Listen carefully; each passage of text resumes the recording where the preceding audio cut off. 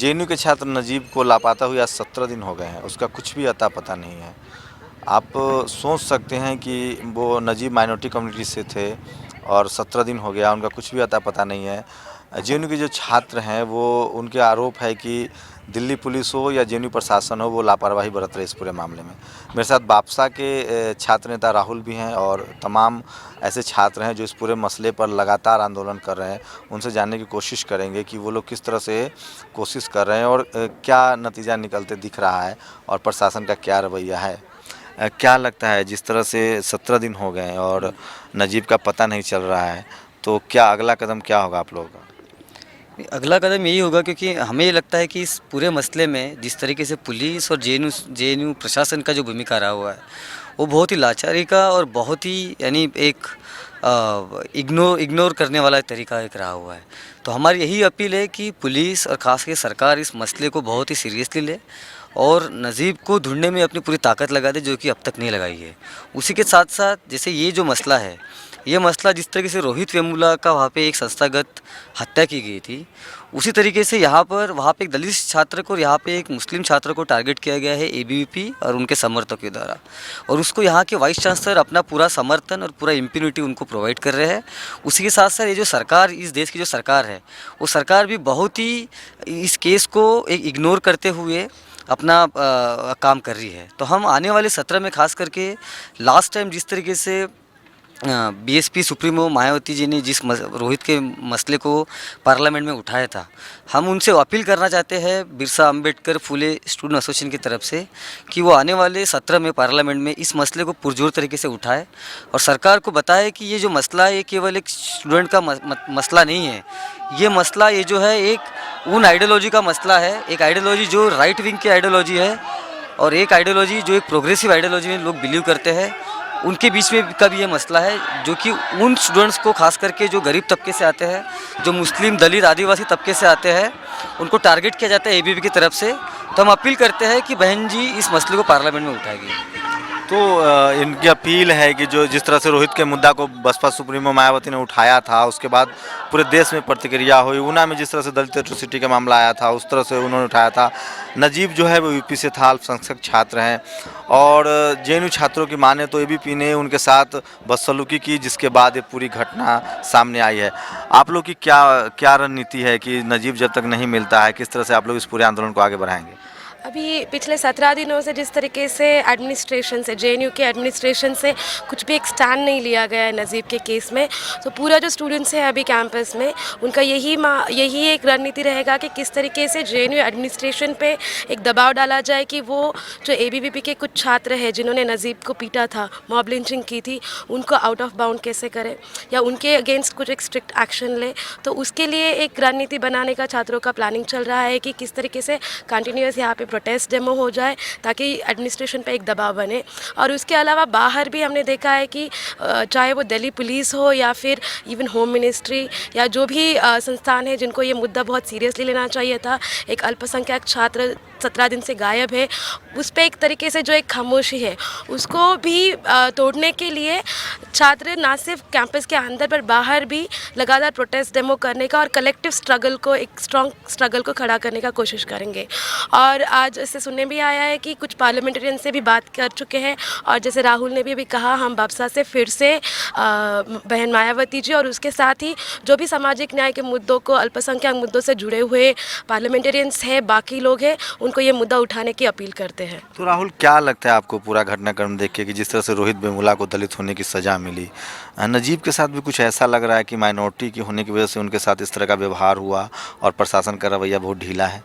बिल्कुल, क्योंकि जिस तरीके से एबीवीपी, क्योंकि एक आरएसएस का ऑफशूट विंग है, एक स्टूडेंट विंग है, उनका एक जो पूरा एक पहलू और एक जो पूरा एक जो दर्शन, जिसको दर्शन बोलते हैं, वो इस तरह की वो दलित और मुस्लिम्स को अगर उनके हिसाब से अगर फिट नहीं बैठता तो उनके लिए वो दुश्मन है। अगर कोई दलित हिंदुत्व और आरएसएस और ब्राह्मणवादी ताकतों को चैलेंज करता है रोहित जैसे, तो उनके लिए वो दुश्मन है। उसी तरीके से नाजिब जैसे लोग जो उनको सताया जाता है, उनको टारगेट किया जाता है और नाजिब को केवल मारा नहीं गया है, उसको जिस तरीके से उसके सामने उसको गालियाँ दी गई है, और ये अक्सर होता आ रहा है कैंपस में, इस कैंपस में भी और बाहरी जितने भी कैंपस है, दलित और मुस्लिम स्टूडेंट्स को एक तरीके से आप देखिए, चाहे वो मेस का टेबल हो, चाहे वो कहीं बैठने वाली जगह हो, एक तरह की जो लैंग्वेज ये लोग जो यूज़ करते हैं, खासकर एबीवीपी और उनसे जुड़े हुए जो लोग हैं, जिस तरह का लैंग्वेज यूज़ करते हैं, वही लैंग्वेज नाजिब के साथ भी इन लोगों ने यूज़ किया गया है। तो हमको लगता है कि ये जो इम्प्यूनिटी है, ये इम्प्यूनिटी जेएनयू में और बाकी यूनिवर्सिटी में भी रही हुई है। ये इम्प्यूनिटी ब्रेक करने का मतलब ये है कि आप सही में उन छात्रों को जो गरीब तबके से आते हैं, जो दलित मुस्लिम और ऑप्रेस कम्युनिटी से तबके से आते हैं, उनके लिए कुछ कर सकते हैं ये इम्प्यूनिटी ब्रेक करके। और अभी तक इस कैंपस में इम्प्यूनिटी ब्रेक नहीं हुई है, जो कि होना बहुत ज़रूरी है। तो और भी कई छात्र हैं जो खासकर बापसा से जुड़े हुए हैं और उनकी मांग है कि इस पूरे मुद्दे को राजनीतिक रूप से उठाया जाए ताकि नजीब के को तलाश करने में पुलिस सक्रिय हो, प्रशासन सक्रिय हो। आप लोग को क्या लगता है कि किस तरह की लापरवाही पुलिस बरत रही है? पहले तो बात एडमिनिस्ट्रेशन से शुरू करेंगे कि जैसा कि मतलब अक्यूज जो है वो एबीवीपी के लोग हैं, और मतलब उस टाइम पे लगभग 40 से 50 लोगों ने नजीब पर मतलब अटैक किया, उसको लिंच करने का कोशिश किया, और उनके खिलाफ मतलब जो है विटनेसेस भी हैं, और उनके खिलाफ प्रूफ भी है। एडमिनिस्ट्रेशन उनको सज़ा दे सकता है, उसके बाद भी वो लोग एबीवीपी से है, इसलिए एडमिनिस्ट्रेशन उनको सज़ा नहीं। तो आगे क्या चाहते हैं आप लोग? मतलब यही फर्स्ट डिमांड की यही है कि जो लोग इस केस में इन्वॉल्व हैं एटलीस्ट उनको रेस्टिगेट किया जाए, और लीगल मतलब जो प्रोसीजर है, जो मिनिमम उनको सज़ा दी जा सकती है, जो उनके खिलाफ केस बनता है वो केस बनाया जाए, और एडमिनिस्ट्रेशन की तरफ से उन लोगों के खिलाफ एफआईआर दर्ज हो। My point of view is that you have to investigate that JNU administration, like vice chancellor and responsible guy, the proctor and rector, and Mahi Mandavi. So you have to take action to them. And past 16 days we are protesting, but still there is no result. And our demand is like to condemn this Delhi police didn't take any movement positively in Najib case. Where is he? Where is he? Still there is no. So our demand is to take action to them, Vice Chancellor, Proctor and Rector, Mahi Wardens, and who are with that ABVP people and in front of the warden. तो आप देख सकते हैं कि जब भी universities में हाल के दिनों में जो भी घटनाएं हो रही है उसमें कहीं ना कहीं एबीवीपी का नाम आता है। वो कभी पार्टी होता है, कभी एबीवीपी से लड़ाई होती है। तो इस लिहाज से देखें तो नजीब जो है वो मुस्लिम छात्र थे, तो इन लोग की माने तो एक वो भी बहुत बड़ी वजह है जिस वजह से उनको टारगेट किया जा रहा है। क्या लगता है आपको कि नजीब को इस बात की सज़ा मिली कि वो माइनॉरिटी कम्युनिटी से थे? बिल्कुल, जिस तरह नजीब को हॉस्टल में मारा गया, एबीवीपी ने उसके रूम के अंदर जाके पीटे ये लोग एकदम मोब में। उसके बाद ये जेएनयू प्रेसिडेंट के सामने उसको पीटा गया, फिर उसको हॉस्टल का वार्डन के सामने पीटा गया। तो 3 बार नजीब को पीटा गया ये एबीवीपी मोब के द्वारा, और कम्प्लीटली वो एक आइडेंटिटी, एक खास आइडेंटिटी से आता है, एक मुस्लिम आइडेंटिटी से वो आता है, इसके चलते हुए उसको पीटा गया है। और ये भी अगर हम देखें तो वार्डन का ऑलरेडी एक रिपोर्ट है कि जो वो विटनेस है, खुद विटनेस है, वो बोल रहा है कि मेरे सामने इसको पीटा गया बोल के।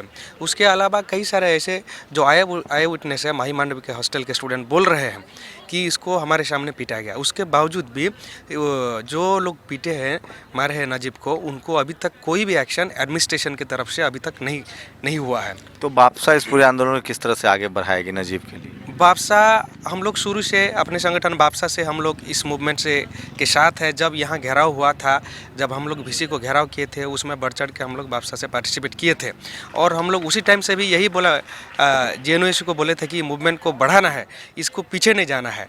तो अभी भी हम लोग जेएनयू को अपील यही कर रहे हैं कि स्टूडेंट को जो प्रोटेस्ट हमको करना है, हमको रिचुअल बेसिस पे करना नहीं है, हमको इस मूवमेंट को यहाँ बढ़ाना है।